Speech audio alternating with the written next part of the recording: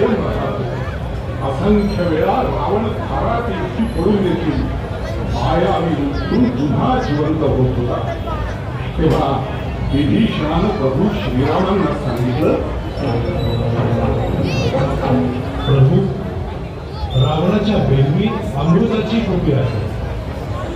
रावणाचा मृत्यू करावयाचा असेल तर तुम्हाला त्याच्या बेंबीमध्ये बाण मारायला हवा. बाचा प्रश्न पाहून हनुमान श्रीरामांना